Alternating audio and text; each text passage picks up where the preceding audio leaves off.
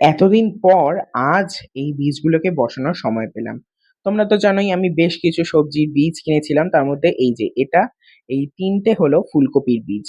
তো এগুলোকে আজ বসাবো। তো তার জন্য নিয়েছি সিডলিং ট্রে, আর নিয়েছি পটিং মিক্স বা পটিং সয়েল, আর নিয়েছি স্প্রে বোতল। তো এই ৩ টি জিনিস নিয়ে চলে এসেছি। আর লাগবে বীজ, সেটা তো আছেই। তো ১ম এ মাটিটা আমরা ভরে নিলাম ভালো করে।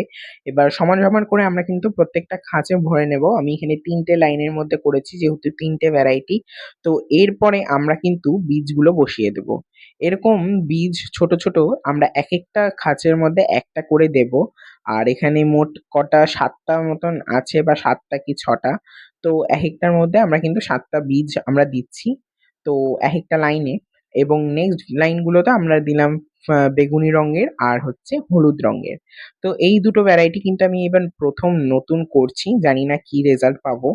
তো আপনারা যদি ভাবেন যেটা হবে কিনা আমাকে অবশ্যই কমেন্টে জানাবেন। আর আমি তো অবশ্যই পরবর্তী কোনো ভিডিওতে আ শেয়ার করব। তো এই যে আমার বসানো হয়ে গেছে, এবার আমি ভালো করে জল দিয়ে দেব। আর জলটা স্প্রে বোতল দিয়ে দেওয়ার চেষ্টা করবেন যাতে মাটিতে সরে না যায়। আর এটাকে এখন ছায়াযুক্ত স্থানে রেখে দিতে হবে। আর এটা আমার লাগানো কমপ্লিট। আপনাদের যদি ভিডিওটা ভালো লেগে থাকে অবশ্যই আমার ভিডিওটিকে একটি লাইক, আর আমার চ্যানেলটিকে অবশ্যই সাবস্ক্রাইব করে আমার পাশে থাকবেন। তবে আজ চলি, দেখা হবে অন্য ভিডিওতে। টাটা।